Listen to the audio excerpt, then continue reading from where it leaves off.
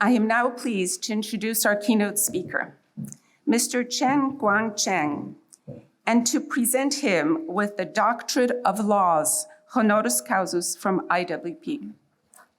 Mr. Chen has an extraordinary background. He is known to many of you as the barefoot lawyer.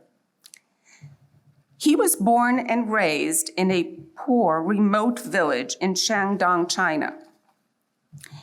He was blind since infancy, and barred from school until his late teens. He actually taught himself law as a young adult and became a committed advocate for the poor, disabled, and persecuted. His work drew the displeasure of the authorities, leading to over 7 years of harassment, including repeated house arrests, detention in black jails, and over 4 years in prison. After 20 months of brutal isolation in his own home, on April 20th of 2012, he made a dramatic escape that actually caught the attention of the international media. The American embassy in Beijing secured his temporary safety before high-level diplomatic negotiations enabled his exodus to the United States. He has continued his human rights advocacy and has received numerous awards, including being named as the Time Magazine 100 Most Influential People, and the United Kingdom Parliament's Westminster Award, and the Bradley Prize, just to name a few. Mr. Chen has established a nonprofit foundation to further human rights in China. And he is also a distinguished senior fellow in human rights at the Witherspoon Institute and the senior distinguished advisor to the Lantos Foundation for Human Rights and Justice. He also serves as a visiting fellow at the Center for Human Rights at Catholic University of America. We are honored, Mr. Chen, today because of his enormous moral courage in the face of totalitarian coercion, a regime he faced not only imprisonment, but also the possibility of death for his resistance.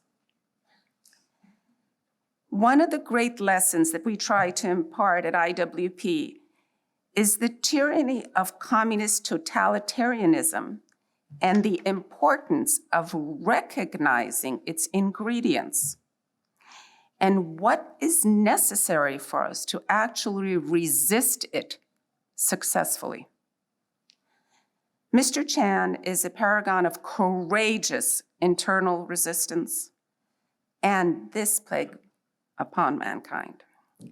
Mr. Chen, we are so inspired by your moral witness, and we are very pleased to honor you today. Please welcome.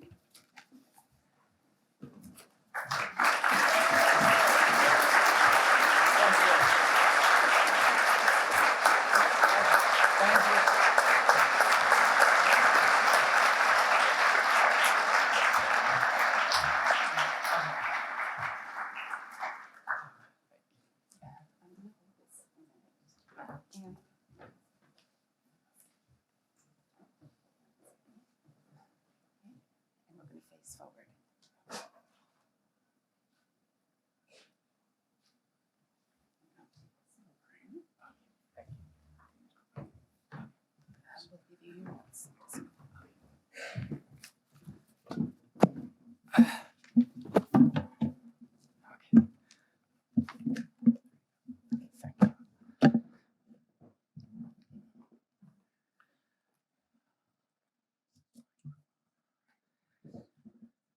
Ladies and gentlemen, good morning.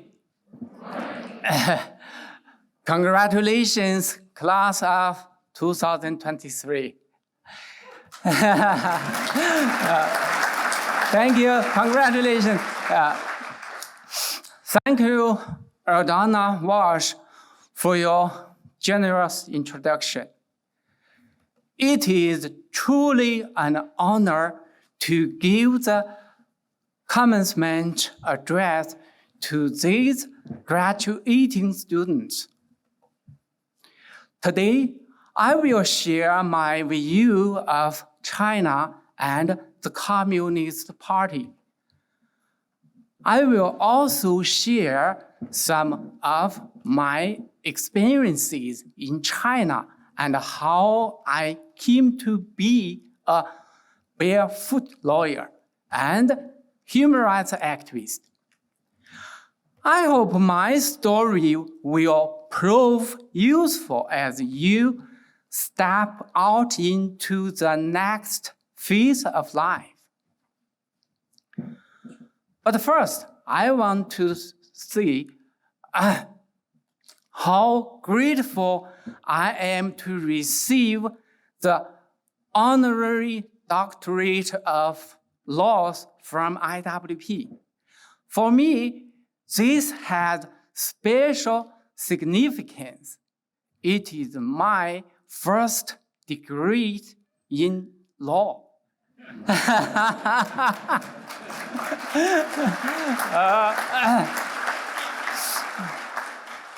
In China, I could not go to law school because I'm blind. I had to find other ways to learn about law. That's why people call me a barefoot lawyer. Why barefoot? First, in the Cultural Revolution, there were barefoot doctors. Peasants learned basic medicine to treat people in rural areas. Maybe they were walking barefoot in the field one moment, then treating a patient the next. So, barefoot doctor. Similarly, a barefoot lawyer had no formal training. How did I become a barefoot lawyer? The story goes back to when I was a baby. I had a fever, but our village was poor. My mother had no money for a doctor. I went blind. Being blind in China meant you were outside of society. I was not allowed to go to school. In rural areas, blind people studied fortune telling to make a living. This would be my future. But I didn't want to give in to fate. When I was 18, I found a school for the blind. The only majors for blind people in China were music and traditional medicine. But I was interested in the law. I believed the law could make society better, but blind people could go to law school. My friend was being abused by a party official. Most lawyers do not want to take the political risks of suing an official, especially if their client is poor. But I wanted to help. So I prepared a lawsuit and we brought it to court. It was that simple and that hard. After, I did many other cases about disabled people, poor farmers, and illegal taxes. That is how I became a barefoot lawyer. Then in 2005, the CCP started a brutal one-child policy campaign. Party thugs dragged women from their homes for forced abortions and sterilization. Their families were arrested, beaten, tortured. The CCP lied about this, but I could not live with these lies. I could not let these atrocities continue. So I did an investigation and prepared a class action lawsuit. But the CCP blocked the case. So I told the Washington Post. Finally, the world knew the truth about the CCP's brutality.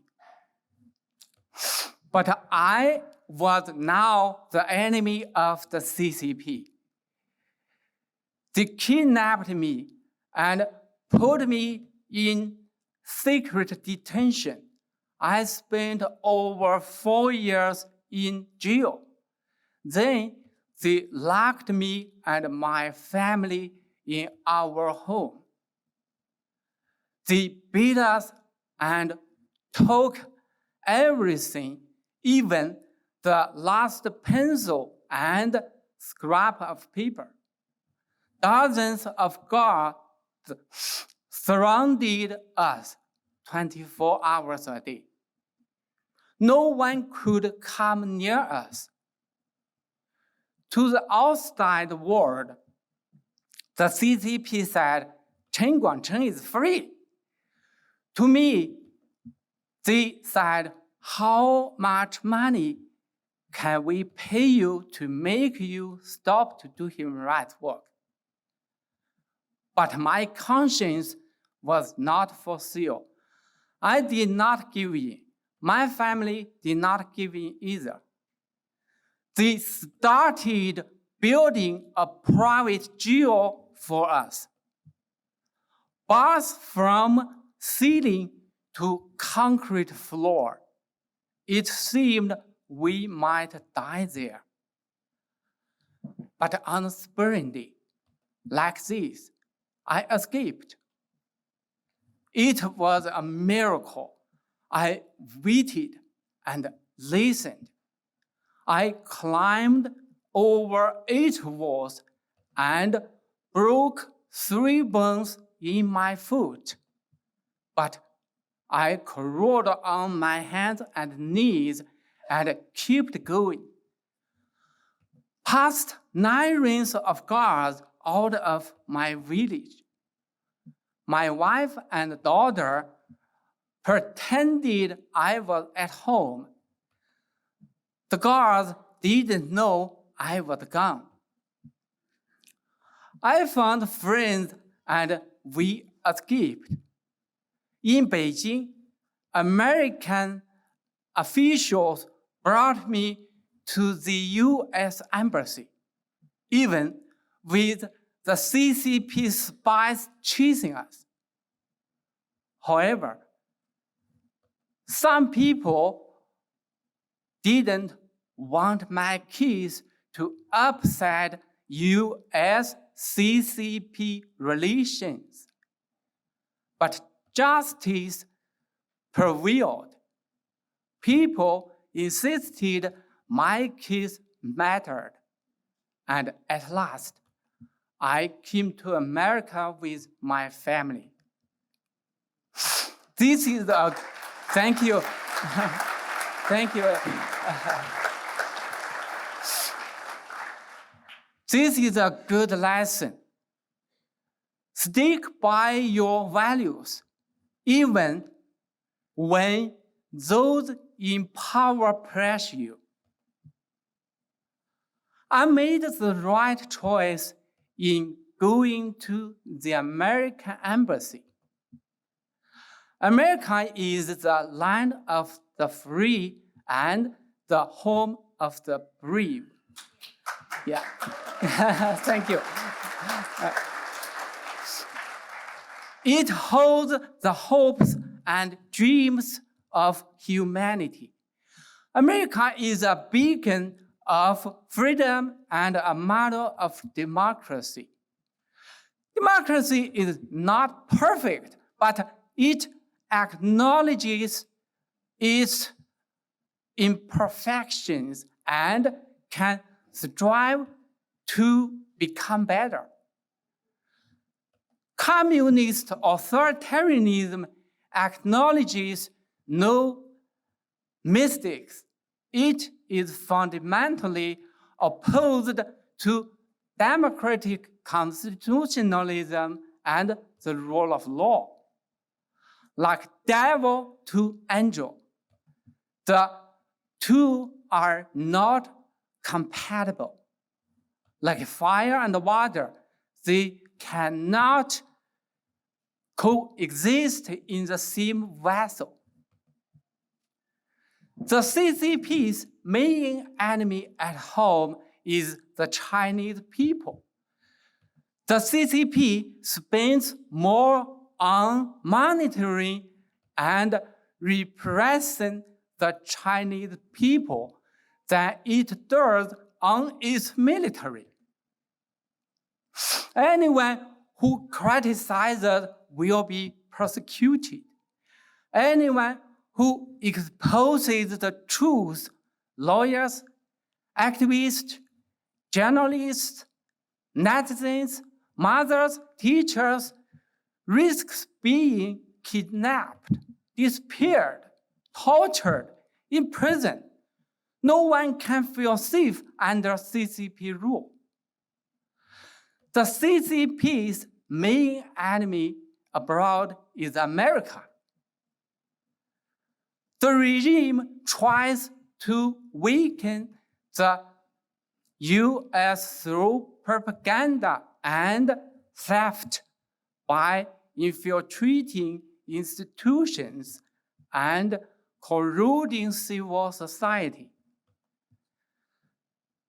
The ultimate objectives of the CCP are to destroy universal values, civilized culture, and individual freedom of body and mind. The CCP wants to tear down the vast free market economy, social ethics, and religious beliefs. The Chinese Communist Party not only hurts the Chinese people, it harms people around the world. The CCP has grown wealthy from trade and uses its financial power to influence the international order, but it wants more. The CCP's dictatorial authoritarianism is more dangerous than any weapon of mass destruction. While the CCP remains in power, the world remains in danger. As the world's most powerful democracy, America has a responsibility to rally other nations to stand up to the CCP. America is a place of opportunity, as we see in Chinese, a place where the heavens are high and the birds soar. But to protect our way of life and bring freedom and democracy that people crave around the world. America must confront the CCP regime. This is a challenge for democracy is a challenge for each of us. But with challenge, there is opportunity. In Chinese, we have a saying, if you experience no hardship, you will not become a Buddha. Graduates, this is my advice. Rise to your challenges, supported by the pillars of your conscience. It is our collective tendency to do right that will finally bring democracy and human rights to people around the world. Even in my darkest hour, I never lost hope.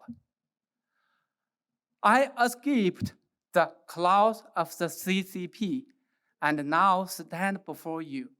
This is proof that nothing is impossible. Each of you has boundless strength inside. Use it as long as you persevere and go forward with truth and a firm conscience. Your future will be bright. Use your intelligence, your skills to create the world you want to live in. America's future and the hope of the world rest with you and your generation. Do not fear hardship. Do not fear danger. Go forth with passion and fortitude. Together, we will make miracles. Thank you and good luck. Thank you, everyone. Thank you. Thank you, my friend. Thank you. Thank you.